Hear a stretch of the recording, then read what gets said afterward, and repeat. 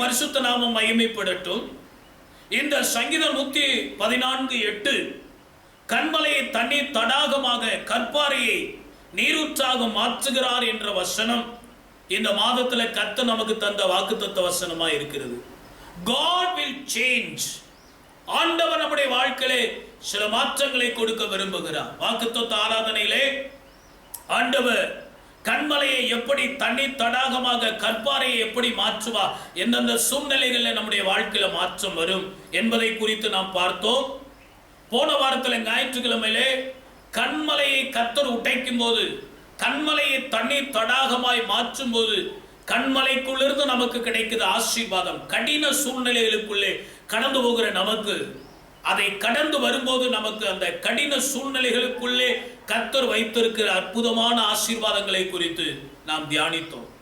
இந்த நாளிலே நான் உங்களை மாற்றுவேன் என்று ஆண்டவர் சொல்லுகிறதினால் மாற்றப்பட்ட மாமனிதர்கள் என்ற தலைப்பிலே 1-2 வாரங்கள் சில மனிதர்களுடைய வாழ்க்கை, அவர்கள் எப்படி இருந்தார்கள், ஆண்டவர் எப்படி மாற்றினார், அவர்கள் வாழ்க்கை மாற்றப்பட காரணங்கள் என்ன, அவர்கள் வாழ்க்கை மாற்றப்பட்ட பிறகு அவருடைய வாழ்க்கை எப்படி இருந்தது என்பதை குறித்ததான சில காரியங்களை இந்த நாட்களில் நாம் தியானிக்க போகிறோம்.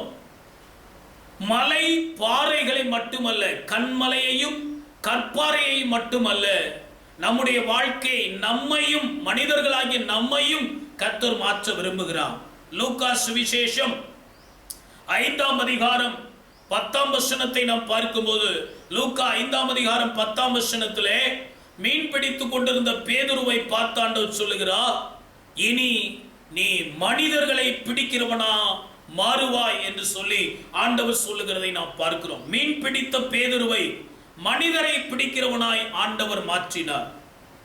அதே லூக்கா சுவிசேஷம் 5ஆம் அதிகாரம் 2ஆம் வசனம், பேதுருவை ஆண்டவர் தெரிந்தெடுத்ததற்கு காரணம் என்ன, பேதுருடைய வாழ்க்கையில கர்த்தர் எப்படி இடைப்பட்டார், எப்படி அவனுடைய வாழ்க்கையில ஒரு மாற்றத்தை கொடுத்தார், அவன் மாற்றப்பட்ட பிறகு அவனுடைய வாழ்க்கையில நடந்த காரியங்கள் என்ன என்று நாம் பார்க்கும்போது 5ஆம் அதிகாரம் 2ஆம் வசனத்தில் அவர்கள் படவை விட்டு இறங்கினார்கள் என்று பைபிளில் சொல்லி, ஆனால் இங்கே 3ஆம் வசனத்தில் இயேசு படவில் ஏறினார் என்று சொல்லி, பல நேரத்தில் நாம் பிரயாசப்பட்டு நம்முடைய தனிப்பட்ட வாழ்க்கையில, குடும்பத்தில், ஒரு வேலையில, ஒரு தொழில, படிப்பில, எந்த ஒரு காரியத்திலையும் சில காலம் முயற்சி செய்து பலன் இல்லாமல் போகும்போது பேதுருவும் அவனோடு இருந்தவர்களும் போதும் என்று படகை விட்டு இறங்கினது போல நம்முடைய பிரயாசங்களை விட்டு நாம் ஓய்ந்து போய் விடுகிறோம். எங்கே நாம் நம்முடைய பிரயாசங்களுக்கு ஒரு முடிவு போதும் என்று சொல்லுகிறோமோ, எலியா சூறை செடிக்குள்ளே படுத்துக்கொண்டு போதும் என்று சொன்னான், யோனா ஆமணக்கு செடிக்கு கீழே படுத்துக்கொண்டு போதும் என்று சொன்னான். எப்பொழுது நம்முடைய பிரயாசங்களை விட்டு நாம் கீழே இறங்குகிறோமோ அப்பொழுது ஆண்டவர் அந்த பிரயாசத்தை மீண்டும் தொடக்கி வைக்கிறவராயிருக்கிறார். இவர்கள் இறங்கினார்கள், ஆண்டவர் படகில் ஏறினார். அதன் பிறகு அந்த படகை விட்டு ஆண்டவர் இறங்கவில்லை, அவர்களை அழைத்து கொண்டு போய் ஆழத்திலே போங்கள், ஆழத்திலே போய் வலை போடுங்கள், நாம் மீன்களை பிடிப்போம் என்று சொல்லி ஓய்ந்து போன பிரயாசத்தை ஆண்டவர் தொடக்கி வைக்கிறவராய் இருந்தார். அல்லேலூயா. அருமையான தேவனுடைய பிள்ளையே, வாழ்க்கையில நீங்க பிரயாசப்பட்டு சோர்ந்து போன நிலைமையில, போதும் ஆண்டவரே, இனி நம்ம இனி செய்ய வேண்டாம், இந்த வேலை போதும், இந்த தொழில் போதும், இந்த பிரயாசம் போதும், இந்த படிப்பு போதும், இந்த குடும்ப வாழ்க்கை போதும், இந்த ஊழியம் போதும் என்ற நிலைமையில உங்கள் பிரயாசத்தின் படகை விட்டு நீங்கள் இறங்கி நிற்கிறவர்களா இருக்கலாம். ஆண்டவர் இன்றைக்கு அவர் முதலாவது அந்த படகில் ஏறிக்கொண்டு உங்களையும் இந்த படகிலை ஏற்றி ஆழத்துக்கு கொண்டு போய், இதுவரைக்கும் நீங்கள் பட்ட பிரயாசத்தில் பலன் இல்லாமல் போனால், நீங்கள் செய்த வேலையில பலன் இல்லாமல் போனாலும் உங்களுக்கு மிகுதியான பலன்களை கொடுத்து உங்களை ஆசீர்வதிக்க ஆண்டவர் வல்லமை உள்ளவராய் இருக்கிறார். அல்லேலூயா. அப்படி ஒரு மாற்றத்தை, உங்கள் தோல்வியிலிருந்து ஒரு ஜெயத்தை, நஷ்டத்திலிருந்து ஒரு லாபத்தை, இழப்பை ஈடுகட்டுகிற ஒரு காரியத்தை ஆண்டவர் செய்ய விரும்புகிறார். வலையை அவர்கள் அலசி கொண்டிருந்தார்கள், படவை விட்டு கீழே இறங்கி வலையை அலசி கொண்டிருந்தார்கள் என்று சொன்னார். அந்த வலையை இப்ப கொஞ்ச நேரத்துக்கு, கொஞ்ச காலத்துக்கு போட போவதில்லை, அதை சுருட்டி எங்கேயாவது உலர்வதற்காக எங்கேயாவது ஓரங்கட்டி வைக்க போகிறார். ஆண்டவர் நாம் இந்த உலகத்தில் வாழ்கிறதற்கு, வேலை செய்யறதுக்கு தேவையான படிப்பறிவை தந்திருக்கிறார், ஞானத்தை தந்திருக்கிறார், திறமைகளை தந்திருக்கிறார். ஆமென், சோத்திரம். தாளந்துகளை ஆண்டவர் தந்திருக்கிறார், ஊழியத்தை செய்ய தேவையான கிருபா வரங்களை தந்திருக்கிறார். ஆனால் அவைகளை வைத்து நாம் பிரயாசப்பட்டு நாம் எதிர்பார்த்த பலன் வராமல் போன போது அவைகள் எல்லாவற்றையும் ஓரங்கட்டி வைத்துவிட்டு போதும் என்ற நிலைமையிலே நாம் இருக்கலாம்.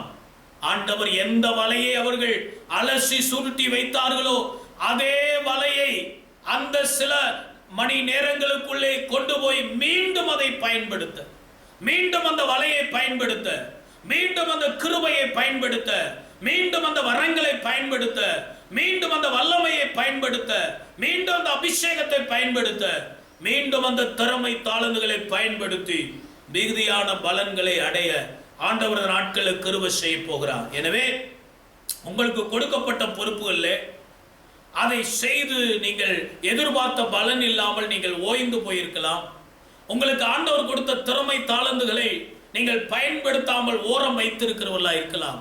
இன்றைக்கு உங்கள் படகிலே, உங்கள் வாழ்க்கை படகிலே, தோல்வி நிறைந்த உங்கள் வாழ்க்கை படகிலே, சோர்வு நிறைந்த உங்கள் வாழ்க்கை படகிலே, நஷ்டங்கள் நிறைந்த உங்கள் வாழ்க்கை படகிலே, ஆமீன், ஆண்டவர் இன்றைக்கு வந்து அமர்ந்து உங்களுக்கு போதகம் பண்ணுகிறது மட்டுமல்ல, உங்கள் தோல்வி ஜெயமாய் மாற, நஷ்டம் லாபமாய் மாற, உங்கள் இழப்புகள் சரிகட்டப்படும்படி உங்களோடு இணைந்து கிரியை செய்ய ஆண்டவர் வல்லமை உள்ளவராய் இருக்கிறார்.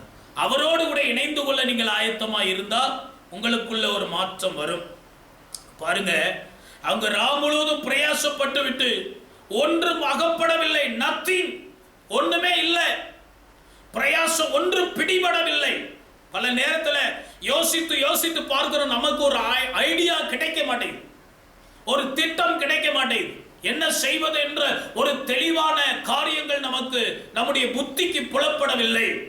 ஆண்டவர் சொல்றாரு, வருத்தப்பட்டு பாரம் சுமக்கிறவர்கள் எல்லோரும் என்னிடத்தில் வந்து என்னிடத்தில் கற்றுக்கொள்ளுங்கள் என்று ஆண்டவர் சொல்லுகிறான். அப்போ ராம் முழுவதும் பிரயாசப்பட்டும் யோசித்தும் பேசியும் கிரியை செய்தும் ஒன்றும் இல்ல, ஒன்றும் பிடிபடவில்லை.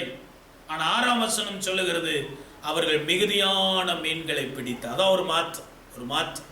நம்முடைய புத்திக்கு எட்டவில்லை, நம்முடைய சிந்தனைக்கு எட்டவில்லை, நம்முடைய செயல் வாய்க்கவில்லை, நாம் தோற்று போனவர்களாக இருக்கிறோம், சோர்ந்து போனவர்களாக இருக்கிறோம்.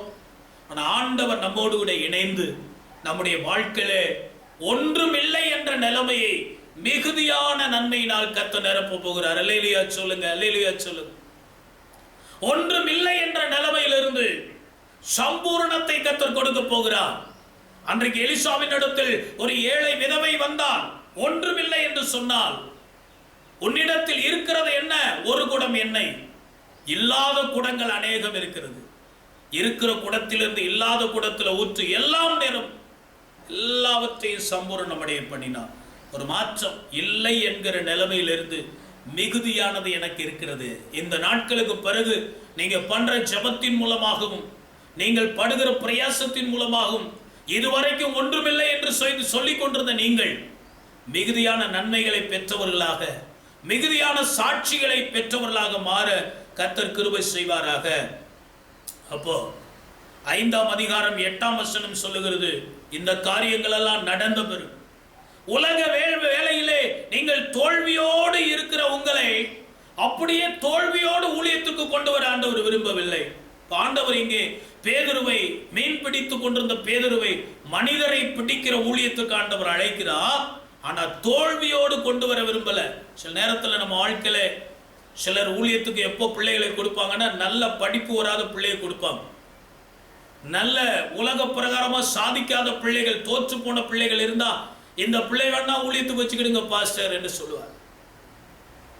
ஆண்டவர் தோல்வியோடும் நஷ்டத்தோடும் இழப்புகளோடும் ஒன்றுக்கும் உதவாதவர்களை தான் நம்ம, ஆனா அதே நிலைமையில கர்த்தர் நம்மை கொண்டு வராம நம்மை நல்ல சாதனையாளர்களாய் மாற்றி, நம்ம விசுவாசித்தா, ஆண்டவரை பற்றி கொண்டா, ஜெபம் பண்ணா, நம்மை நிறைவுள்ளவர்களாய் மாற்றி, நம்மை சாதனையாளர்களாய் மாற்றி ஆண்டவர் நம்மை ஊழியத்தில் கொண்டு வந்து பயன்படுத்துவார்.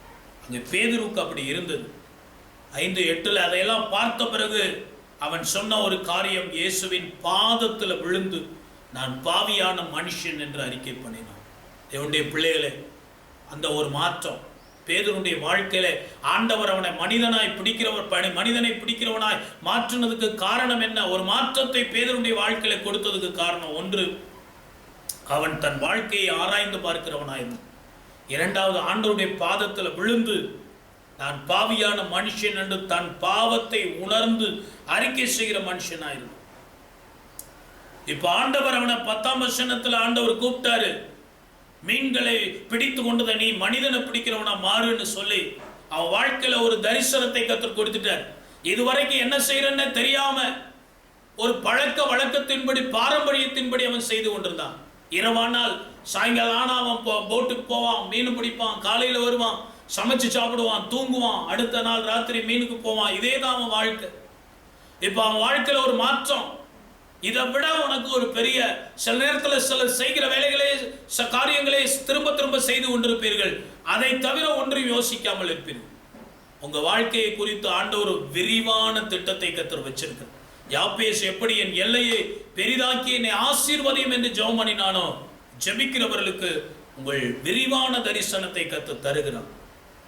ஆண்டவர் அவனுக்கு அந்த தரிசனத்தை கொடுத்த உடனே, ஊழிய அழைப்பை கொடுத்த உடனே 11ஆம் வசனம் சொல்லுகிறது, எல்லாவற்றையும் விட்டு அவருக்கு பின் சென்றார்கள் என்று பைபிள் சொல்லு. எல்லாவற்றையும் விட்டு அவருக்கு பின் சென்றார்கள். அந்த ஒரு கமிட்மெண்ட் இருந்தது. இப்ப ஆண்டவர் நம்மை படிக்க வாய்ப்பு கொடுக்கிற வரைக்கும் படிப்போம். ஒரு வேலைக்கு போக சொல்றாரா, போவோம், சம்பாதிப்போம், எல்லாம் செய்வோம், சாதனை படைப்போம். ஆனால் எல்லாவற்றையும் விட்டுவிட்டு நீ என்னை பின்பற்றி வா, என்னுடைய சேவையை செய்ய வா என்று ஆண்டவர் சொல்லுவார். ஆனால் அதை செய்ய நாம் ஆயத்தமா இருக்கணும். சில நேரத்துல முழு நேரமாக ஆட்களை ஆண்டவர் ஊழியத்துக்கு அழைப்பா. நல்லா படிச்சிருப்பீங்க, நல்ல வேலையில இருப்பீங்க, நல்ல உத்தியோகத்துல இருப்பீங்க, நல்ல வருமானம் இருக்கும், நல்ல வெல் செட்டில்டா இருப்பீங்க. ஆண்டவர் சொல்லுவார், எல்லாவற்றையும் விட்டு ஊழியத்துக்கு வா. பலர் அப்படி ஆண்டவர் அழைச்சிருக்கிறார். உயர் அதிகாரிகள், நல்ல படிப்பு படித்தவர்கள், நல்ல வசதியான ஆட்கள் கூட எல்லாவற்றையும் விட்டு ஊழியத்துக்கு வந்திருக்கிறாங்க. ஆண்டவர் அவங்களை கைவிடல, அவங்களை ஆசீர்வதிச்சிருக்கிறாங்க. அல்லேலூயா.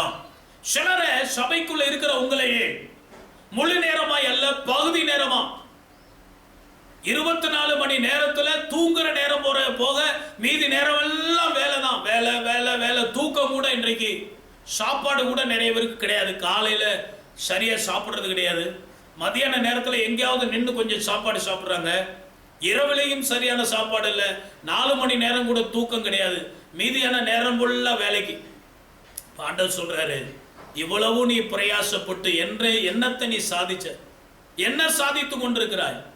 கொஞ்சம் உன் வேலையை ஒதுக்கி வைத்து விட்டு, சிலதை ஓரம் கட்டிட்டு நீ ஆண்டவருடைய ஊழியத்தை அதிகமாய் செய்ய, தேவனுடைய ராஜ்யத்தின் கட்டுமான பணிக்கு, தேவனுடைய திருச்சபையின் வளர்ச்சிக்காக நீ பாடுபட உன்னை ஒப்பு கொடுப்பாயானால் கர்த்தர் வாழ்க்கையில் ஒரு பெரிய மாற்றத்தை கொடுத்து உன்னை ஆசீர்வதிக்க கர்த்தர் வல்லமையுள்ள தேவனாய் இருக்கிறார். அப்போ எல்லாவற்றையும் விட்டு அவருக்கு பின் சென்றார்கள். ஆண்டவர் அவர்களை பயன்படுத்தினார். 3.5 வருடம் அவர்களை தன்னோடு கூட வைத்துக் கொண்டு நல்ல பயிற்சி கொடுத்து அவர்களை உருவாக்குகிறார். இப்ப இயேசு கிறிஸ்து சிலுவையில மரித்து அடக்கம் பண்ணப்பட்டு 3ஆம் நாள் உயிரோடு எழுப்பிட்டாரு. இப்ப இதெல்லாம் நடந்து கொண்டிருக்கிற நேரத்திலே ஒரு பயத்தின் ஆவி இந்த பேதுருவை பிடித்து கொண்டது. 2 விதமான பயம் அவனுக்குள்ள இருந்தது. ஒன்று மரண பயம். வெளியில போனா இயேசுவை கொண்டது மாதிரி நம்மளையும் கொண்டுடுவாங்க. அதுல வெளியில போகாம வீட்டை பூட்டிட்டு உள்ள உட்கார்ந்துருக்காங்க. மரண பயம். இரண்டாவது எதிர்கால பயம். இயேசுநாதர் இருந்த வரைக்கும் உணவுக்கு பஞ்சம் இல்லை, உடைக்கு பஞ்சம் இல்லை, மதிப்பு மரியாதைக்கு பஞ்சம் இல்லை, பாதுகாப்புக்கு பஞ்சம் இல்லை. யாராவது ஏதாவது பேசினாலும் அவர் பார்த்துக்கிடுவாரு, எதிர்ப்பு வந்தாலும் அவர் பார்த்துக்கிடுவாரு, எல்லாவற்றையும் அவர் பார்த்து கொண்டா. இப்போ இனி நாம தான் எல்லாத்தையும் பார்த்துக்கிடணும். எப்படி என்று தெரியாத ஒரு எதிர்கால பயம் இருந்ததை நாம் பார்க்கிறோம். ஒரு பின்மாற்றத்துக்குள்ள போனாங்க. யோவான் 21:3 சொல்லியிருக்கு, நான் மீன் பிடிக்க போகிறேன் என்று பேதுரு சொல்லுகிறான். மற்றவர்கள் அவனோடு கூட இணைந்து உடனே படவில் ஏறினார்கள் பைபிள். சில ஆட்கள் ஊழியத்துக்கு வர்றதுக்கு 9 வருஷம் தாமதம் பண்ணிக்கிட்டு இருக்கு. வரேன் வரேன் வரேன்னு சொல்லி தாமதம் பண்ணி எப்படியோ பல சூழ்நிலைகளில் பேசி ஜெபம் பண்ணி ஆட்களை எடுத்து ஊழியத்துக்கு கொண்டு வந்துடுவோம். ஆனால் பின்வாங்கி போங்கிறது ஒரே நாளில் போயிடும். ஊழியத்தை விட்டு போகிறது ஒரே நாளில் போயிடுவாங்க. சபைக்குள்ள ஆட்களை கொண்டு வந்து உருவாக்கி பயிற்சி எடுத்து நல்ல தலைமைத்துவத்தில் வச்சிருப்போம். நல்ல பயன்பட வேண்டிய நேரத்தில் ஆட்கள் அமர்ந்து அப்படியே போயிடுவாங்க. இவ்வளவு நாள் பட்ட பிரயாசங்கள்லாம் வீணா போயிடும். இயேசுநாதர் 3.5 வருஷம் உட்கார்ந்து இவங்களுக்கு பிரசங்கம் பண்ணி பயிற்சி கொடுத்து எல்லாம் பண்ணினாலும் ஒரே நாளில் சில நிமிடங்கள்ல அவர்கள் தரிசனத்தை விட்டு ஊழியத்தை விட்டு பின்வாங்கி போய் படகில் ஏறினார்கள். பின்மாற்றம் என்பது என்ன? பின்மாற்றம்னா என்ன அப்படின்னு பார்த்தீங்கன்னா, கர்த்தர் எதற்காக நம்மை முன்குறித்து அழைத்தாரோ, கர்த்தர் எதற்காக நம்மை முன்குறித்து அழைத்தாரோ அந்த அழைப்பை விட்டு வலதுபுறமோ இடதுபுறமோ விலகுவதுதான் பின்மாற்றம். என்ன காரியத்துக்காக நம்ம அழைச்சாரோ, பவுல் சொல்லுகிறான், நான் எதற்காக பிடிக்கப்பட்டேனோ அதை பிடித்து கொள்ளும்படி ஆசையாய் தொடர்கிறேன் என்று சொல்லுகிறார். அதுதான் நம்முடைய வாழ்க்கையின் நோக்கம், கர்த்தருடைய நோக்கம், தேவ சித்தம். அதை விட்டு விலகுகிறது தான் பின்மாற்றம். அப்ப இவங்களை மீன் பிடித்து கொண்டிருந்தவர்களை மனிதர்களை பிடிக்கிறவர்கள் ஆக்குவேன்னு ஆண்டவர் கொண்டு வந்திருக்கிறாரு. இப்போ மீண்டும் அவர்கள் மீன் பிடிக்க போனார்கள். ஒரு பின்மாற்றம் அவர்களுக்குள்ள வந்ததை பார்க்கணும். ஒன்றும் பிடிக்கவில்லை. முன்னால எல்லாம் தோற்று போய் நஷ்டமாகி போய் தான் இப்போ ஆண்டவர் வேறு விதமா நம்முடைய வாழ்க்கையை மாற்றி கொண்டு வந்திருக்கிறார். மாற்றப்பட்ட ஒரு வாழ்க்கை வாழ கொண்டு வந்திருக்கிறார். இவர்கள் மீண்டும் பழைய நிலைமைக்கு போனாங்க. நிறைய விசுவாசிகளுடைய வாழ்க்கையிலே ரட்சிக்கப்பட்ட பிறகும் இல்லை என்ற நிலைமை ஏன் வருது? தோல்வி ஏன் வருகிறது? பிரச்சனைகள் ஏன் வருகிறது? தேவ நோக்கத்தை நிறைவேற்றாமல், தேவ சித்தத்தை நிறைவேற்றாமல் மீண்டும் பழைய வாழ்க்கைக்கு திரும்புகிறதான் காரணம். ஆண்டவர் வர்றாரு, அவங்களை தேடி வர்றாரு. அப்படியே விடுறது ஆண்டவருடைய சித்தம் அல்ல. நீங்கள் ரட்சிக்கப்படாமல் இருந்தாலும் ஆண்டவர் உங்களை தேடி வந்து ரட்சிப்பா. நீங்க பின்மாற்றமா இருந்தாலும் ஆண்டவர் உங்களை தேடி வந்து உங்களை உயிர்ப்பித்து உங்களை பழைய நிலைமைக்கு கொண்டு வரதா ஆண்டவர். அதுதான் சேஞ்ச். அப்படி ஒரு மாற்றத்தை ஆண்டவர் கொடுக்க விரும்புகிறார். அப்போ உங்களில், இந்த சத்தத்தை கேட்டுக்கொண்டிருக்கிற உங்களில் இன்னும் பாவ மன்னிப்பு நிச்சயம் பெறாம, ரட்சிக்கப்படாம, ஆண்டவர் இயேசு கிறிஸ்துவை ஏற்றுக்கொள்ளாம உலக வாழ்க்கையிலே ஓடிக்கொண்டிருக்கிற உங்களை உயிர்ப்பித்து ரட்சித்து ஆண்டவருடைய பிள்ளைகளாய் மாற்றி ஆண்டவருக்காய் வாழ வைக்க விரும்புகிறார். அது ஒரு மாற்றம். இரண்டாவது, நீங்க ஒருவேளை ரட்சிக்கப்பட்டு ஞானஸ்நானம் பெற்று திருச்சபையில் அங்கமாய் இருந்து பின்வாங்கி போன நிலைமையில கர்த்தர் எதற்காக உங்களை தெரிந்தெடுத்தார் அந்த நோக்கத்தை நிறைவேற்றாம வாழ்ந்து கொண்டிருக்கிறீங்களா? உங்களை மீண்டும் உயிர்ப்பித்து, நீங்க உலக பிரகாரமான விசுவாசிகளா, சாதாரண விசுவாசிகளா இருந்தாலும் சரி, ஊழியக்காரங்களா இருந்தாலும் சரி, சிலர் ஊழியத்தை விட்டு பின்வாங்கி போயிருக்கலாம். ஆமேன், சோத்திரம். நல்லா ஊழிய தரிசனம் பெற்றவங்க, அழைப்பு பெற்றவங்க, கிருபை பெற்றவங்க, வரங்களை பெற்றவங்க, திறமை தாளங்க பெற்றவங்க, ஆண்டவருடைய ஊழியத்தை செய்யாம நீங்க விலகி போயிருக்கலாம். சபையில சில நல்ல பொறுப்புகளை நீங்க எடுத்து செய்ய வேண்டிய நிலைமையில இருக்கிறவர்கள் அந்த பொறுப்புகளை உத்தரவாதத்தோடு செய்யாம ஏதோ ஒரு சில சூழ்நிலை நிமித்தமாக நீங்கள் ஓய்ந்து போயிருக்கலாம். கொஞ்சம் பின்மாற்றம், அதை விட்டு நீங்க விலகி போயிருக்கலாம். ஆண்டவர் உங்களை தேடி வருகிறார். அந்த நாட்கள்ல உங்களை மாற்ற விரும்புகிறார். ஆண்டவர் சொல்றார், வலதுபுறமா வலை போடுங்க. போட்ட போது திரளான மீன்கள் அவர்களுக்கு அகப்பட்டது. 7ஆம் வசனம் சொல்லுகிறது, அன்பாயிருந்த சீஷன், இயேசுவுக்கு அன்பாயிருந்த சீஷன் அவர் கர்த்தர் என்று சொன்னார். சில நேரத்துல நம்ம வாழ்க்கையில் அற்புதம் நடந்தாதான் அவர் கர்த்தர் என்று சொல்லுவோம். அற்புதங்கள் நடக்கல, தோல்வி இருக்குது, இருள் சூழ்ந்த வாழ்க்கை, பலவீனங்கள், போராட்டங்கள், பயங்கள், இப்படிப்பட்ட நிறைந்த வாழ்க்கை இருக்கும் போது கர்த்தரை தேடுறதுக்கு நிறைய பேருக்கு ஆமேன் யோசனை வர. வாழ்க்கையில் அற்புதம் நடக்கும் போதுதான் கர்த்தர். இப்போ அவர் சொல்றார் அவர் கர்த்தர் என்று சொன்ன உடனே பேதுரு அவன் ஏற்கனவே மேல் சட்டையை தவிர வேற எதுவுமே இல்லாத நிர்வாணியத்தான் இருக்கும். ஆண்டவர் உங்களுக்கு ஒரு திட்டம் கொடுத்திருந்தால், ஒரு சித்தம் கொடுத்திருந்தால், ஒரு அழைப்பு கொடுத்திருந்தால், ஒரு தரிசனத்தை கர்த்தர் கொடுத்திருந்தால், அதை விட்டு நீங்கள் பின்வாங்கி போவீர்கள் என்றால் சாத்தான் உங்களை நிர்வாணியாய் மாற்றி விடுவான். இருக்கிறதெல்லாம் உரிந்து கொண்டு, ஆமேன், இளைய குமாரன் தகப்பனை விட்டு தூரமா போனா, துன்மார்க்கமாய் ஜீவித்தா, எல்லாவற்றையும் இழந்து தரித்திரரானா. நம்ம வாழ்க்கையில கர்த்தர் கொடுத்திருக்கிற ஆசீர்வாதங்களை இழந்து போகாமல் இருக்கணும்னா அவர் நமக்கு உண்டாக்கி கொடுத்த பாதையிலே சரியாய் நடக்க வேண்டியது அவசியமா இருக்கு. அப்போ அவன் நிர்வாணமாய் இருந்ததினாலே மேல் சட்டையை கட்டி கொண்டு அவன் தண்ணீரில் குதித்தான் என்று பைபிள். இப்ப பாருங்க, உங்க ரெண்டு விதமான பயம். ஒன்று மரண பயம். நம்மை கொலை செய்து விடுவார்களோ, துன்பம் வந்துடுமோ, உபத்திரம் வந்துடுமோ, இயேசுவின் நிமித்தமாய் கிறிஸ்தவர்களாய் இருக்கிறது நிமித்தமாய் பாடுகள் வந்துடுமோ ஒரு பயம். இன்னைக்கு நிறைய நேரத்தில் நமக்கும் அந்த பயம் இருக்குது. நம்மளை யாராவது ஏதாவது சொல்லிடுவாங்களோ, சர்ச்சுக்கு போடுறது யாருக்கும் தெரியாம ரகசியமா இருக்கட்டும், நம்ம பைபிள் படிக்கிறது ரகசியமா இருக்கட்டும். ரகசிய கிறிஸ்தவர்களாகவே அநேகர் இருக்க விரும்புகிறார். பயம், மனிதர்களை குறித்த பயம். இன்னொன்று எதிர்கால பயம். நம்ம தேவை எப்படி சந்திக்கப்படும்? குறிப்பிட்ட நேரம் நம்ம ஆண்டவருடைய ஊழியத்துக்கு கொடுத்து சபை வளர்ச்சிக்காய் ஆத்துமாதாயம் பண்ண போனா, கேர்சல் நடத்த போனா, பிரேசல் நடத்த போனா, சுவிசேஷ ஊழியத்துக்கு போனா, வீட்டு சபை நடத்த போனா, அந்த குறிப்பிட்ட நேரத்தை நம்ம உலக வேலைக்கு கொடுத்தா ஏதாவது ஒரு பலன் வரும்.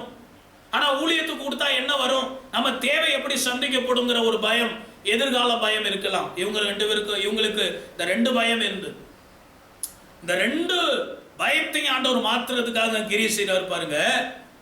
இவங்க எல்லாம் பிரயாசப்பட்டு மீனை பிடிச்சிட்டு வராங்க. 153 பெரிய மீன்கள் அவங்க வலையில இருந்தது. எவ்வளவு மீன்கள் இருந்தாலும் வலை அருந்து போகல. அங்க ஒரு அற்புதம் சிந்திக்க வைக்கிறார் ஆண்டவர். இவ்வளவு மீன் இருக்குது, மீனே பிடிக்க முடியல, ஆனா வலது பக்கத்துல தான் மீன் இருக்குது, ஆனா அவங்களுக்கு தெரியல. ஆண்டவர் சொன்ன உடனே மீன் கிடைக்குது. அங்க சிந்தித்தார்கள். இரண்டாவது, 153 பெரிய மீன் இருந்தாலும் வலை கிழிந்து போகல. அங்கே சிந்தித்தார்கள். ஆண்டவர் சூப்பர் நேச்சுரல் மிராக்கிள், இயற்கைக்கு மேற்பட்ட அற்புதங்களை நம்முடைய வாழ்க்கையில செய்ய முடியும் என்பதை கர்த்தர் நிரூபிக்கிறார். அல்லேலூயா. அதாவது ஒரு மாற்றம். உன் வாழ்க்கை ஆசீர்வதிக்கப்பட, திருப்தி அடைய, அங்கும் இங்கும் ஓடி திருப்தி அடையாத நிலைமையில் இருக்கலாம். ஆண்டவர் ஒரு நிமிஷத்தில் நம்முடைய தேவைகளை சந்தித்து நம்மை ஆசீர்வதித்து விட முடியும். அங்கே கரி நெருப்பு போடப்பட்டு அதுல மீனும் அப்பமும் இருந்தது என்று சொல்லி, இப்படியும் தேவை சந்திக்கப்படும். ஊழியத்துக்கு வருகிறவர்கள், ஆண்டவருடைய ஊழியத்தை செய்கிறவர்களை கர்த்தர் கனப்படுத்துவாருடைய தேவைகளை ஆண்டவர் சந்திப்பா. அவிசுவாசத்தோடு இருக்கக்கூடாது. நான் ஊழியத்தை செஞ்சா என்னுடைய தேவை யார் சந்திப்பா? ஒருவன் கர்த்தருக்கு ஊழியம் செய்தால் பிதாவானவர் அவனை கனம் பண்ணுவார், எல்லா விதத்திலும் கனம் பண்ணுவார். அப்ப நீ போய் சிலர் பார்ட் டைமா ஏதாவது வேலையை செஞ்சுட்டு, பார்ட் டைம் முழு நேர ஊழிய அழைப்பு இருக்கும், ஆனா ஏதாவது ஒரு வேலையை செஞ்சுக்கிட்டே நம்ம ஊழியத்தை செய்யலாம். இல்லைன்னா நம்ம தேவை எப்படி சந்திக்கப்படும்? எல்லாவற்றையும் வைத்து கொண்டு ஊழியத்துக்கு வந்தவர்களை விட ஒன்றுமே இல்லாமல் ஊழியத்துக்கு வந்தவர்கள் தான் இன்னைக்கு நல்ல கர்த்தரால் ஆசீர்வதிக்கப்பட்டிருக்காங்க. காரணம் என்ன தெரியுமா? முழு இருதயத்தோடும் கர்த்தரை விசுவாசித்து, அவர் கொடுத்ததான் சாப்பாடு, அவர் கொடுத்ததான் உடை, அவர் கொடுத்ததான் வண்டியில வாகனத்துல பெட்ரோல் போட்டு போக முடியும். எல்லாவற்றிற்கும் ஆண்டவரை விசுவாசித்ததினால இன்றைக்கு எல்லா விதத்திலும் ஆசீர்வதிக்கப்பட்டிருக்காங்க. மனரம்யமா இருக்கும். கர்த்தர் கொடுத்தார், கர்த்தர் என்ன ஆசீர்வதித்தார் என்று. நான் உலக பிரகாரமான ஒரு வேலையை செய்து கொண்டு அதிலிருந்து வருகிற வருமானத்தை எடுத்து ஊழியத்தை நாம் செய்து கொண்டிருக்கும் போது 50-50 தான். பாதி உலகத்துக்கு 2 எஜமானுக்கு வேலை செஞ்சிட்டு இருக்கும், பாதி உலகத்துக்கு பாதி ஆண்டவருக்கு. அதுல முழு திருப்தி நமக்கு உண்டாகாது. முழு நேர ஊழிய அழைப்பு உங்களுக்கு இல்லாவிட்டால், பகுதி நேரமாக நீங்கள் சபையில ஒரு பொறுப்பை எடுத்து நடத்தக்கூடிய சூழ்நிலைகள் இருந்தால், ஒரு குறிப்பிட்ட நேரத்தை ஆண்டவருக்கு கொடுத்து, இந்த நேரம் ஆண்டவருக்குரிய நேரம், இந்த நேரத்துல நான் வேலை செய்ய மாட்டேன், இந்த நேரத்துல உலக காரியங்களை செய்ய மாட்டேன்னு ஒரு பிரதிஷ்டை பண்ணி செப்பரேட் பண்ணி இந்த நேரங்களை ஒதுக்குங்க. அதுக்குரிய ஆசீர்வாதத்தை கர்த்தர் தருவான். ஒரு தேவைகளை ஆண்டவர் எப்படியும் சந்திக்க முடியும். மீனை பிடிச்சிட்டு வந்து அந்த மீன்ல இருந்து தான் அற்புதம்னு கிடையாது. எங்க இருந்து இந்த மீன் வந்துச்சுன்னு தெரியல, எங்க இருந்து கறி நெருப்பு வந்துச்சுன்னு தெரியல, எங்க இருந்து அப்பா வந்துச்சுன்னு தெரியல. இவங்க வரும்போது எல்லாம் ரெடியா இருந்தது. அல்லேலூயா. என் ஊழிய பாதையில ஆரம்ப நாட்கள்ல ஊழியத்தில் இருந்த பல கஷ்டத்தின் பாதையில எப்படி தேவை சந்திக்கப்பட்டது, எப்படி போஷிக்கப்பட்டோம், எப்படி உடுத்துவிக்கப்பட்டோம். இன்றைக்கு நினைத்தால் ஆச்சரியமா இருக்கிறது. ஒவ்வொரு காரியம் ஆண்டவர் எதிர்காலத்தை அவர் கையில கொடுக்கும்போது ஆச்சரியமா அதை நடத்துவார். அப்போ 15ஆம் வசனத்துல இப்போ இது நடக்குது. ஒன்றுக்கு பதில் எதிர்கால தேவை எப்படி சந்திக்கப்படும் என்பது. இன்னொன்னு, இவன் எப்படிப்பட்ட மரணம் அடைய போகிறான் என்பதையும் பேதுருக்கு ஆண்டவர் சொல்லி கொடுக்கிறார். அதற்கு முன்பாக ஆண்டவர் கேட்ட கேள்வி, என்னை நேசிக்கிறாயான்னு கேட்டார். 3 தடவை கேட்டார். அவன் சொன்னா, நான் உம்மை நேசிக்கிறேன் என்பது உமக்கு தெரியும் ஆண்டவரே. சொன்னது, என்னை பின்பற்றி வா. நீ என்னை நேசிப்பாயானால் என்னை பின்பற்றி வா. Follow me. என்னை பின்பற்றி வா. நீ என்ன விட்டுட்டு வலதுபுறமோ இடதுபுறமோ கிழக்கோ மேற்கோ போகாதே. உனக்கு திட்டத்தை கொடுத்தவன் நான், உன்னை அழைத்தவன் நான், உன்னை அபிஷேகித்தவன் நான், உன்னை பயன்படுத்துகிறவன் நான். அதனால உன்னை நான் நடத்துவேன், விசுவாசத்தோடு என்னை பின்பற்றி வா. பாருங்க, என்னை பின்பற்றி வா என்ற வார்த்தையை 2 தடவை ஆண்டவர் சொல்றார். அடுத்து ரெஸ்பான்சிபிலிட்டி, பொறுப்பு கொடுக்கிறார். ஆடுகளை மேய்ப்பாயாக, என் ஆட்டுக்குட்டிகளை மேய்ப்பாயாக. அப்படின்னா என்ன செய்கிறார் ஆண்டவர் என்றால், கவனச்சிதறலோடு இருந்த அவனுடைய வாழ்க்கையிலே தரிசனத்துக்கு நேரே அவர்களை திருப்பி விடுகிறார். தரிசனத்துக்கு நேரே திருப்பி விடுகிறார். Be focused in your vision or calling. ஆண்டவர் உங்களை எதற்காக அழைச்சிருக்கிறார்? நிறைய பேருக்கு இப்ப கவனச்சிதறல் உண்டாயிருக்கு. கொரோனா வந்த பிறகு எல்லாத்தையும் அழிச்ச மாதிரி நிறைய பேருடைய தரிசனம் அழிஞ்சு போயிடுச்சு. அழைப்பு, பிரதிஷ்டை, இது வைராக்கியம் எல்லாமே போயிருச்சு. ஆண்டவருக்கு நான் என்ன செய்ய அழைக்கப்பட்டேன், என்னை எதற்காக படைச்சார், அழைச்சார், எந்த நோக்கமும் இல்லாதவர்களாக அநேகர் மாறி போய்விட்டார்கள். ஆண்டவர் இப்ப இந்த பிரசங்கத்தின் மூலமாக உங்களை தரிசனத்துக்கு நேரே கத்த திருப்பி. பேதுரு தன் அழைப்பை மறந்து, தரிசனத்தை மறந்து, நோக்கத்தை மறந்து மீன் பிடிக்க போனான். ஆண்டவர் அவனை திருப்பி கொண்டு வந்து தரிசனத்துக்கு நேரே அவனை உந்தி தள்ளிவிட்டது போல இந்த நாளிலே உங்களை கர்த்தர் சபையில நல்ல பொறுப்புள்ள உத்தியோகத்துல, பொறுப்புள்ள ஒரு ஆமென் சோத்திரம் தலைமைத்துவத்தில் கர்த்தர் வச்சிருக்கிறார். அதுக்கு தேவையான கிருபையை கர்த்தர் கொடுத்திருக்கிறார். ஏன் இந்த சபையில வேற யாருமே இல்லையா, என்ன மட்டுமே அப்படின்னா, உன் மேல அதுக்குரிய கிருபையை கர்த்தர் வச்சிருக்கிறார். அந்த கிருபையை அவர் கொடுத்ததுனால உன்னை பயன்படுத்த கர்த்தர் விரும்புகிறார். எவனிடத்தில் அதிகம் கொடுக்கப்பட்டதோ அவனிடத்தில் அதிகமாய் கேட்கப்படும். அதனால நான் இல்லை வேற யாராவது அப்படின்னு சொன்னீங்கன்னா உங்ககிட்ட இருக்கிற கிருபையை கர்த்தர் எடுத்துருவார். நீங்க யூஸ்லெஸ்ஸா மாறிடுவீங்க. ஒரு பலூனுக்குள்ள காத்து இருக்கிற வரைக்கும் தான் பலூன் அழகா இருக்கும். காத்த வெளியில எடுத்துட்டோம்னா பலூன் சப்புன்னு ஆயிடும். உங்க மேல கர்த்தர் கிருபையும் அபிஷேகத்தையும் வல்லமையும் வரங்களையும் வைத்து இருக்கிறதுனால தான் நீங்கள் மனிதர்களாக, விசுவாசியாக, தலைவர்களாக மாறி இருக்கிறீங்க.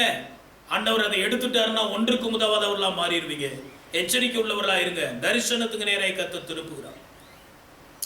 ஆண்டவர் பேதுருவை உணர வைத்த 3 தருணங்களை பைபிள்ல நம்ம பார்க்கிறோம். 1, மீன் கிடைக்காமல் ராமலூதம் பிரயாசப்பட்டு ஒன்று அகப்படாமல் வந்தபோது ஆண்டவர் அவனுக்கு 2 படகு நிறையத்தக்க மீன்களை கொடுத்த போது அவன் சொன்னான், நான் பாவியான மனுஷன். அங்க உணர வச்ச அவனுக்குள் இருக்கிற உலக சிநேகம், பொருளாசை, உலகத்தை தேடி, பணத்தை தேடி, பதவியை தேடி ஓடிக்கொண்டிருக்கிற நிலைமைகளை உணர்த்தி, நான் பாவியன், எனக்கு அது தேவையில்லை, இப்ப தேவை இயேசுதான். What is the purpose of the life? என் வாழ்க்கையின் நோக்கம் என்ன? காட்ஸ் வில் என்ன? அதுதான் இப்ப தேவை, அதுதான் தேவை. அங்க ஓடணும், இங்க ஓடணும், பணத்தை சம்பாதிக்கணும், வீட்டை கட்டணும், மாடி வாங்கணும், காரை அதுவல்ல நோக்கம். அதெல்லாம் கூட கொடுப்பாரு கர்த்தர். முதலாவது தேவனையும் அவருடைய சித்தத்தின் நோக்கத்தையும் இப்ப அவன் உணர்ந்து கொண்டு அறிக்கை பண்றான். 2வது, அவன் மறுதளித்த போது ஆண்டவர் அவனை திரும்பி ஒரு பார்வை பார்க்கிறாரு. அவன் வெளியே போய் மனம் கசந்து அழுதான், வசனத்தை நினைவு கூர்ந்து அழுதான் என்று பைபிள் உணர்த்தினார் ஆழமா. 3வது, இப்ப பின்வாங்கி மீன் பிடிக்க போன போது நீ என்னை நேசிக்கிறாயான்னு கேட்ட வார்த்தையினால் பேதுரு அழுதுட்டான். அழ வைத்த கேள்விகள், ஆழமான உணர்த்துதல் அவனுக்கு வந்ததுனால அதன் பின் அவனை ஆண்டவர் பின்வாங்க விடல. அந்த ஆழமான உணர்த்துதல் அவன் வாழ்க்கையில ஆமென் அது முதல் ஒரு பெரிய சாதனையாளனாய் மாற்றியது. தேவனுடைய பிள்ளை, நீங்க தேவ சமூகத்தில் நல்லா உட்கார்ந்திருந்து தெய்வீக பிரசன்னத்தோடு இணைந்து நல்ல பாடவும், துதிக்கவும், ஆராதிக்கவும், வசனத்தை தியானிக்கவும் உங்க வாழ்க்கையை ஒப்பு கொடுத்தீங்கன்னா ஆண்டவர் உங்களோடு பேசுவார், உங்களை உணர்த்துவிப்பார், உங்கள் பாவங்களை உணர்த்துவார். ஆழமான உணர்த்துதல் உங்களுக்குள்ள வரும்போது, ஆழமான உணர்வு உங்களுக்குள்ள வரும்போது, நீங்க எத்தனை வருடம் கிறிஸ்தவ வாழ்க்கை வாழ்ந்தாலும், எத்தனை வருஷம் ஊழியம் செஞ்சாலும் பின்வாங்கி போகாதபடி கர்த்தர் உங்களை காத்துக்கொள்வார். இப்படி மாற்றப்பட்டவன் தான் தேவனால் பயன்படுத்தப்படுகிறான். மத்தேயு 28ஆம் அதிகாரம் 19, 20 வசனங்கள்ல மாபெரும் கட்டளையை கொடுக்கிறார். போங்கள், அறிவியுங்கள், சீசராக்குங்கள், ஞானஸ்நானம் கொடுங்கள், உபதேசம் பண்ணுங்கள் என்று 5 கட்டளைகளை கொடுக்கிறார். இதை இந்த பேதுருவும் 12 அப்போஸ்தலர்களும், அதுல ஒருவன் மரித்து போனான், 11 பேர் இருந்தாங்க, இன்னும் ஒரு சில சீசர்கள் கூட்டமும் இருந்தார்கள். மாபெரும் கட்டளையை பெற்றுக் கொண்டார்கள். அப்போஸ்தலர் 1:5 ஆண்டவர் வந்து பேசுகிறார். வாக்குத்தத்தம் நிறைவேற காத்திருங்கள் என்று சொல்லுகிறார். அழைப்பு வந்த உடனே ஓடுறதுல காத்திருந்து தன்னை ஆயத்தப்படுத்தி, அப்படி காத்திருந்த போது அப்போஸ்தலர் 1:8 அவர்கள் பலன் அடைந்தார்கள். பலன் அவசியமா இருக்கிறது. நமக்கு நல்லா ஜெபிக்கணும். ஜெபம் பண்ண முடியாத பலவீனம், வேதத்தை வாசித்தா புரியாத பலவீனம், அதனால போர் அடிக்கிற மாதிரியான சூழ்நிலை ஆயிருது. இடைவிடாத ஆராதனை கிடையாது, அதுல ஏதோ காரியங்களை ஓவர் கம் பண்ண முடியாத பலவீனங்கள் நமக்குள்ள இருக்குது. பரிசுத்தத்தில் நிற்க முடியல, ஆண்டவர் கொடுத்த வரங்களை பயன்படுத்தி ஆண்டவருக்கு ஊழியம் செய்ய முடியல, எல்லாத்திலையும் பலவீனம். பரிசுத்த ஆவி நம்ம மேல வரும்போது நாம் பலன் அடைவோம். அல்லேலூயா சொல்லுங்க. ஆவியில நிரம்பி நல்ல ஜெபம் பண்ண உங்க வாழ்க்கையை ஒப்பு கொடுத்தீங்கன்னா உங்க வாழ்க்கை மாறும். பலவீனம் பலனாய் மாறும். சாட்சிகளாய் இருப்பீர்கள். shall be witness அப்படின்றார் ஆண்டவர். நீங்க தான் எனக்கு சாட்சி. நான் யாருங்கிறதுக்கு நீங்க தான் சாட்சி. நான் என்ன பேசுனேங்கிறதுக்கு நீங்க தான் சாட்சி. நான் என்ன செய்கிறேன் என்பதுக்கு நீங்க தான் சாட்சி, கண்கண்ட சாட்சி. அப்போ நாம போய் இந்த சாட்சியை மற்றவங்களுக்கு சொல்லலைன்னா அதை ப்ரூவ் பண்றது யாரு? அதனால சாட்சிகளாய் இருப்பீர்கள் ஆண்டவர் சொல்றார். அதான் நம்மை குறித்த ஆண்டவருடைய எதிர்பார்ப்பு. அப்போஸ்தலர் 1:15 இப்போ பலனை பெற்ற பேதுரு எழுந்து நிற்கிறான். டேக் ரெஸ்பான்சிபிலிட்டி, பொறுப்பை எடுத்துக்கொண்டான். அவனுக்கு யாரும் சொல்லல, அவனுக்கு தெரியும் கர்த்தருடைய சித்தம் என்ன, நோக்கம் என்ன, எதற்காக கர்த்தர் என்ன அழைச்சிருக்கிறாரு. அதை அவன் புரிஞ்சுக்கிட்டதுனால ஆட்டோமேட்டிக்கா அவன் ஒரு ரெஸ்பான்சிபிள் பர்சனா மாறுறான், பொறுப்புள்ள மனுஷனா மாறினான். அவன் எழுந்து நின்று பேச ஆரம்பிக்கிறான். 2:14 அந்த வசனம் சொல்லுது. அப்போஸ்தலர் 2:14 பேதுரு நின்று பிரசங்கம் பண்ணினான். முதல் பிரசங்கம். 37 வசனம், அந்த பிரசங்கத்தினால இருதயம் குத்தப்பட்டவர்களாக 3000 பேர் ஒப்பு கொடுத்து ஞானஸ்நானம் பெற்றார்கள். அல்லேலூயா சொல்லுங்க. நீங்க உங்க வாழ்க்கை மாற்றப்பட ஒப்பு கொடுத்தாதான் நீங்க அநேகரை மாற்ற முடியும். நாம இன்னும் பாவக்கட்டளையும் சாபக்கட்டளையும் பலவிதமான பிசாசின் கட்டுகளிலும் இருப்போம் என்றால் கட்டப்பட்ட மற்ற மக்களை நம்ம எப்படி விடுதலையாக்க முடியும்? பேதுரு ஆண்டவருடைய பாதத்தில் விழுந்து தன் பாவங்களை அறிக்கை செய்து தன் பலவீனங்களை அவன் மாற்ற ஒப்பு கொடுத்ததினாலே அவனை கொண்டு 3000 பேரை ஒரு பிரசங்கத்துல கர்த்தர் ரட்சித்து மிகப்பெரிய மாற்றத்தை ஆண்டவர் கொடுத்தார். 41 வசனம் சொல்லுகிறது, பேதுருவின் முதல் ஞானஸ்நான ஆராதனையில 3000 பேர் ஞானஸ்நானம் பெற்றார். 43 அற்புத அடையாளங்கள் நடந்து. அப்போஸ்தலர் 2:43 திரளான அற்புத அடையாளங்கள் நடந்து. அதுக்கு முன்னால் அவன் ஒரு அற்புதத்தையும் செய்தவன் அல்ல. 2 பேரா போகும்போது வியாதிகள் சுகமானதாக, பேய்கள் ஓடினதாக வந்து சொல்றாங்க. ஆனா பேதுரு அப்படி தனிப்பட்ட முறையில் வந்து சொல்லல. முதல் முறையாக மாற்றப்பட்டவனுடைய வாழ்க்கையிலே அவனால சில அற்புத அடையாளங்கள். அருமையான தேவனுடைய பிள்ளையே, நீ பலவீனத்தோட இருக்கிற, பிசாசை ஜெயிக்க முடியாம இருக்கிற, ஆண்டவருடைய சமூகத்தில் ஒப்பு கொடுத்து உன் வாழ்க்கை மாற்றப்பட நீ ஆண்டவரை நம்பி இருப்பாயானால் கர்த்தர் உன்னை மாற்றும் போது அநேகருடைய வியாதியை சுகமாக்க, அநேகருக்கு அற்புதங்களை பெற்றுக் கொடுக்க உன்னை வல்லமையுள்ள கருவியாக கர்த்தர் மாற்றுவார். 47 வசனம், அனுதினமும் சபை வளர்ந்தது. இதுக்கு முக்கிய காரணம் கீ பர்சன் யாருன்னா, அனுதினமும் சபை வளர அந்த முதல் பெந்தைகோஸ்தே சபை, புதிய ஏற்பாட்டு சபை, இது ஒரு கிரேட் ரெஸ்பான்சிபிலிட்டி பேதுருவுக்கு இருந்தது. ஒரு பெரிய பொறுப்பு. அந்த பொறுப்பை உணர்ந்ததுனால கீ பர்சனா அவன் மாறி தினந்தோறும் சபை வளரும்படி கர்த்தர் அனுகிரகம் பண்ணினார். அல்லேலூயா சொல்லுங்க. தேவனுடைய பிள்ளையே, உன்னை கொண்டு சபை வளரப்போகுது. நீங்க இருக்கிற இடத்துல ஒரு எழுப்புதல் மையமா உங்க வீட்டை கர்த்தர் மாற்ற போறார். நீங்க ஜெபம் பண்ணிக்கொண்டு சுற்றி இருக்கிற மக்களுக்கு இயேசுவை அறிவித்துக் கொண்டே இருங்கள். ஏற்ற காலம் வரும்போது உங்கள் வீடுகளை, உங்க ஊரை ஒரு எழுப்புதல், ஒரு ரிவைவல் சென்டரா கர்த்தர் மாற்றி திரள் கூட்ட மக்களை கர்த்தர் ரட்சிப்பா. ஒரு நாளைக்கு ஒரு ஆத்துமாவையாவது ஆண்டவர்களை கொண்டு வந்து சேர்க்க உங்களை கருவியாய் பயன்படுத்தும். அனுதினமும் சபை வளர அவனை பயன்படுத்தினார். 3ஆம் அதிகாரத்துல அலங்கார வாசல்ல உட்கார்ந்து கொண்டிருந்த பிறவி சப்பானி எழும்பி நடக்கிறான். பேதுருவின் மூலமா நடந்த அற்புதம். அலங்கோல வாழ்க்கை மாறினது. இங்க பாருங்க, மாறுபாடு உள்ள சந்ததியோடு வாழ்ந்து கொண்டிருந்த மக்களுடைய வாழ்க்கை மாறி 3000 பேர் ரட்சிக்கப்படுறாங்க. இங்க அலங்கார வாசல்ல ஆலயம் தெரியும், அங்க என்ன நடக்குதுன்னு தெரியும், ஆனா உள்ள வரமாட்டான். நிறைய ஆள் அப்படிதான் இருக்காங்க. சர்ச் எங்க இருக்குன்னு தெரியும், பாஸ்டர் தெரியும், சபையில என்ன நடக்குன்னு தெரியும், ஆனா வரமாட்டாங்க சர்ச்சுக்கு. வாழ்க்கை அலங்கோலமா இருக்குது. எல்லாம் தெரிஞ்சும் தெரியாம இருந்தா கூட பரவாயில்ல, தெரிஞ்சும் அலங்கோலம். அப்படிப்பட்டவர்களை மாற்ற கர்த்தர் நம்மை பயன்படுத்துவாராக. அல்லேலூயா சொல்லுங்க. ஒழுங்கா சர்ச்சுக்கு வராம, ஒழுங்கா தேவனை தேடாம, வாழ்க்கையில அலங்கோலமா இருக்கிறவருடைய வாழ்க்கையை கர்த்தர் மாற்ற நம்மை பயன்படுத்துவார். 4ஆம் அதிகாரம் 4ஆம் வசனத்துல அந்த அற்புதத்தின் மூலமாக மக்கள் ரட்சிக்கப்படுறாங்க. 5000 பேர் ரட்சிக்கப்பட்டு சபையில சேர்த்து கொள்ளப்பட்டார்கள். அல்லேலூயா சொல்லுங்க. தேவனுடைய பிள்ளை, உன் வார்த்தையினால் ஜனங்கள் ரட்சிக்கப்படுவாங்க, உன் வாழ்க்கையினால் ஜனங்கள் ரட்சிக்கப்படுவாங்க, சாட்சியை பார்த்து ஜனங்கள் ரட்சிக்கப்படுவாங்க. உங்க மூலமா நடக்கிற அற்புதங்களை கொண்டு கர்த்தர் ஜனங்களை ரட்சிப்பா. காரணம், தன் வாழ்க்கை மாற்றப்பட ஒப்புக்கொடு. மாற்றப்பட்ட மாமனிதனாய் அவன் மாறினான். அவன் நிழல் பட்டு அநேகர் சுகமானார்கள். பிரசங்கம் பண்ணும்போதே, கொர்நேலியு வீட்டுல பிரசங்கம் பண்ணும்போதே பரிசுத்த ஆவியானவர் ஒவ்வொருத்தங்க மேலே வந்து இறங்கினார். என்ன கிருபை பாருங்க. ஐனையா 8 வருடம் கட்டிலில் கிடந்த திமிர்வாதக்காரனாகிய ஐனையாவை எழுப்பி விட்டார், சுகமாக்கினார். செத்து போன தொற்கால ஆண்டவர் இந்த பேதுருவை கொண்டு உயிரோடு எழுப்பி கொடுத்தார். அல்லேலூயா.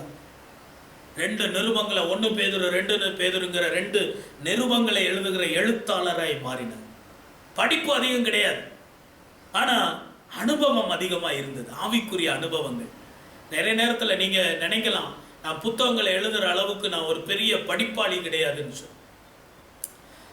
உங்களுக்கு அனுபவம் இருக்கிறது, ஆவிக்குரிய அனுபவம். நான் அநேகர்கிட்ட சொல்லுவேன், நீங்க ரட்சிக்கப்பட்ட நாள் முதற்கொண்டு என்ன நடந்ததுங்கிறத உங்களுக்கு எழுத தெரிஞ்சா எழுதுங்க, யாரையா வச்சு எழுதுங்க. பேதுருவெல்லாம் கடைசி நாட்கள், பவுலெல்லாம் கடைசி நாட்கள் அவர் எழுத முடியல அவரால், ஆனா ஆளை வச்சு தான் எழுதினார். அவர் சொல்ல சொல்ல ஆட்கள் எழுதினாங்க. அப்படியெல்லாம் பைபிள். நீங்க சொல்லுங்க, உங்க அனுபவங்கள் ஆட்களை எழுத சொல்லுங்க. உங்கள் அனுபவம் அநேகருடைய வாழ்க்கையை உயிர்ப்பிக்கிற நல்ல காரியமாய் மாறும். அல்லேலூயா. பேதுரு அப்படி மாறினா, அனுபவம் அதிகம். எல்லா விதமான ஊழியத்தையும் அவன் செய்து முடித்து, கர்த்தர் எதற்காக அவன் அழைச்சாரோ, தெரிந்து கொண்டாரோ, அபிஷேகம் பண்ணினாரோ, மீன் பிடிச்சவனை எதுக்காக அழைச்சு கொண்டு வந்தாரோ, பயிற்சி கொடுத்தாரோ, அந்த நோக்கத்தை நிறைவேற்றினார். இந்த இடத்துல தான் உங்களை நிறுத்தி உங்களை சிந்திக்க வைக்க விரும்புகிறேன். உங்களையும் பேதுருவை அழைச்சது போல், பேதுருவை தேடி வந்தது போல உங்களையும் தேடி வந்தாரா? பேதுருவோடு பேசினது போல உங்களோடு பேசினாரா? பேதுருவை அழைச்சது போல உங்களை அழைச்சாரா? பேதுருவை அபிஷேகம் பண்ணது போல உங்களை அபிஷேகம் பண்ணினாரா? அவருடைய திட்டம் என்ன என்பதை குறித்து உங்களுக்கு சொல்லிவிட்டாரா? பேதுரு அங்கங்க தடுமாறி, சில நேரம் அவன் வந்து ஒரு இமோஷனல் பர்சன், முந்திரி கொட்ட மாதிரி, ஆர்வக்கோளாறு, கியூரியாசிட்டி அதிகம். ஆனா அது இருக்கணும். ஆர்வம் இல்லைன்னா ஒண்ணுமே நடக்காது. அவன் அங்கங்க குட்டுப்பட்டாலும் திட்டுப்பட்டாலும் அவன் வந்துட்டான் பாருங்க, தலைமைத்துவத்துல டாப் லெவலுக்கு வந்துட்டான் பாருங்க. ஒண்ணுமே இல்லாம மந்துன்னு உட்கார்ந்து இருக்கிற ஆட்களை வச்சு ஒன்றும் செய்ய முடியாதுங்க. ஏதாவது ஒரு ஆக்டிவ்னஸ், ஒரு துருதுருன்னு ஆட்கள், துருதுருன்னு இருக்கணும். நம்ம ஆவிக்குரிய வாழ்க்கையிலும் சபையிலையும் துருதுருன்னு இருக்கணும். அது என்னன்னா, அந்த துருதுருன்னு இருக்கு, வளர்றதுக்கு ஒரு ஆசை, வளர்ற ஒரு ஆர்வம் இருக்கிறவர்களை கர்த்தர் பயன்படுத்துகிறார். அப்போ இன்னைக்கு நீங்க பேதுரு எல்லாத்தையும் செய்து முடிச்சிட்டு அவர் சிலுவையில மரணம் அடைகிறார், அவர் இரத்த சாட்சியை மறிக்கிறார். சிலுவையில் அடிக்க கொண்டு போகும்போது சொல்றாரு, இயேசுநாதர் நேரம் அடிக்கப்பட்டாரு, நான் அதுக்கு தகுதியானவன் அல்ல, என்ன தலைகளை அடிங்கன்னு சொல்லி தலைகளாக சிலுவையில் அறையப்பட்டு மரித்து போனார் பேதுரு. ஊழியம் நிறைவேறினது, தரிசனம் நிறைவேறினது, செய்ய வேண்டிய காரியத்தை செய்து முடித்தான். தேவனுடைய பிள்ளையே, ஒரு மாற்றத்தை நீ எதிர்பார்க்கிறாயே. உன் வீட்டில் அப்பந்தண்ணிக்கு குறைவு வரக்கூடாது, உடைக்கு பஞ்சம் வரக்கூடாது, பொருளாதாரத்துக்கு பஞ்சம் வரக்கூடாது. அதில் இருக்கிற கடின சூழ்நிலை எல்லாம் மாறணும்னு நினைக்கிறோம், நல்லது. அந்த கற்பாறையை நீர் தடாகமாய் கர்த்தர் மாற்றுவார். கண்மலையை தண்ணீர் தடாகமாய், கற்பாறையை நீரூற்றாய் மாற்றுவார். அதெல்லாம் அவர் செய்வார், அதெல்லாம் செய்வார். அது அவருடைய வேலை, அவர் செய்வார். ஆனா நம்முடைய வாழ்க்கையை ஒப்பு கொடுத்து ஆண்டவருக்காக நாம் என்ன செய்ய போகிறோம்? நம்முடைய வாழ்க்கை நோக்கத்தை நிறைவேற்றாமல் உலகத்தை தேடி, உலக பொருளை தேடி, வேலையை தேடி ஓடிக்கொண்டே இருக்கிறோமே, அதை விட்டு ஆண்டவர் பக்கமாய் திரும்பி வந்து அவருடைய வழியில் நடக்க நம்மை ஒப்பு கொடுத்தால், சித்தத்தின் மையத்தில் நடக்க நம்மை ஒப்பு கொடுத்தால், கர்த்தர் நம்மை ஆசீர்வதிப்பார். கண்களை மூடி முழங்கால் படியிட்டு தேவ சமூகத்தில் நம்மை ஒப்பு கொடுத்த ஆண்டவர், என்னை மாற்றும் ஆண்டவரே, பேதுருவை மாற்றினது போல என்னை மாற்றும் ஆண்டவரே. நான் பலவீன சரீரத்தில் இருக்கிறேன், பலவீனமான ஆளு, தோற்று போன ஒரு ஆளு, எத்தனையோ கிருபை வரங்கள் எனக்கு கொடுத்தாலும் நான் பயன்படுத்தாத ஒரு ஆளு, என் பொறுப்பை உணராத ஒரு ஆளு, எல்லாத்தையும் பெற்றுக்கொண்டு பின்வாங்கி போன நிலைமையில நான் இருக்கிறேன். எனக்கு கொடுத்த பொறுப்பை உத்தரவாதத்தோடு செய்யல. என் வாழ்வின் நோக்கத்தை அறிந்திருந்தும் நான் அதன் பாதையில நடக்காமல் இருக்கேன். என்னை மாற்றும் ஆண்டவரேன்னு கேட்போம். ஹல்லேலூயா. நன்றி ராஜா. என்னை உயிர்ப்பியும் என் தெய்வமே, என்னை உயிர்ப்பியும் என் தெய்வமே, என்னை உயிர்ப்பியும் என் தெய்வமே, என்னை உயிர்ப்பியும் என் தெய்வமே. கத்த சொல்ல ஆகுமே, கத்த சொன்னால் போதுமே, கத்த சொல்ல ஆகுமே, கத்த சொன்னால் போதுமே. தேவ வார்த்தை உண்மையானது, தேவ செய்தி உண்மையானது, தேவ வார்த்தை சத்தியமானது, தேவ செய்தி உண்மையானது. கரங்களை தட்டி எல்லாரும் கர்த்தரை ஸ்தோத்திரம் பண்ணி என் வாழ்க்கையை ஒப்பு கொடுக்கிறப்பான்னு சொல்லுங்க. ஒப்பு கொடுக்கிறப்பா, என் வாழ்க்கை மாற்றப்படணும். பேதுருவின் வாழ்க்கை, அவன் ஒரு கோழையாக இருந்தான், தைரியசாலியாக மாத்தினீரப்பா. அவன் ஞானம் இல்லாதவன், பேதமை உள்ளவன், படிப்பறியதாதவன் ஆண்டவரே. அவனை ஒரு ரைட்டரா மாத்தினீங்க ஆண்டவரே, ஒரு எழுத்தாளனா மாத்தினீங்கப்பா. படிப்பறிவு குறைவா இருந்தாலும் அனுபவத்தை அதிகமா கொடுத்தீங்கப்பா, கிருபாவரங்களை கொடுத்தீங்கப்பா. நிழல் பட்டு மக்கள் குணமாகும்படியான காரியத்தை அவனை கொண்டு செய்தீங்கப்பா. எத்தனை கிருபை, எத்தனை கிருபை. எழுப்புதல் நாட்கள்ல என்னையும் கர்த்தர் அப்படித்தான் பயன்படுத்த விரும்புகிறேன். எத்தனை பேர் ஆண்டவருக்காக பயன்பட விரும்புறீங்க? கையை உயர்த்தி. எழுப்புதல் நாட்கள்ல என்னையும் நீ பயன்படுத்தும் அப்பா. ஆண்டவரை, கடல் அலைகளோடு போராடி, புயலோடு போராடி, காரிருள்ள கிடந்த பேதுருவை கொண்டு வந்து லட்ச மக்களுக்கு ஆசீர்வாதமா பயன்படுத்தினது உண்மையான. என்னையும் தாழ்த்தி ஒப்பு கொடுக்கிறேன் அப்பா. என்னை சுற்றி இருக்கிற சூழ்நிலைகளை நீர் மாற்றி, எனக்குள்ள இருக்கிற சிந்தனை, சுபாவங்கள், பேச்சு, பழக்க வழக்கங்களை மாற்றி கடைசி கால எழுப்புதலுக்கு என்ன ஒரு கருவியா பயன்படுத்துங்க. நன்றி ஆண்டவரே, துதிக்கிறோம். மகா பரிசுத்தம் உள்ள நல்ல பிதாவே, இந்த காலை நேரத்துக்கு நன்றி. வார்த்தைகள் திட்டமும் தெளிவுமாய் எங்களுக்கு வந்ததற்காக. பேதுரு மாற்றப்பட ஒப்பு கொடுத்தான், அநேகருக்கு ஆசீர்வாதமா மாறினான். மாற்றப்பட்ட ஒருவனால் தான் மாற்றத்தை உண்டாக்க முடியும். மாற்றப்பட என்னை ஒப்பு கொடுக்கிறேன். என்னை கொண்டு என் வட்டாரத்துல, என் தேசத்துல ஒரு மாற்றத்தை உண்டாக்கும் அப்பா. என்னை தாழ்த்தி அர்ப்பணிக்கிறேன். தொடர்ந்து என்னை நடத்தும். இயேசுவின் நாமத்தில் ஜெபிக்கிறோம் நல்ல பிதாவே, ஆமென். ஆத்துமாவே கர்த்தரை ஸ்தோத்திரி, முழு உள்ளமே பரிசுத்த நாமத்தை சொல். என் ஆத்துமாவே கர்த்தரை சொல், அவர் செய்த சகல உபகாரங்களையும் மறவாதே. ஆமென். கர்த்தராகிய இயேசு கிறிஸ்துவின் கிருபை, பிதாவினுடைய அன்பு, பரிசுத்தாவின் ஐக்கியம் என்றும் என்று சதா காலங்களில் நம் அனைவரோடும் இருந்து வழி நடத்தி காப்பதாக.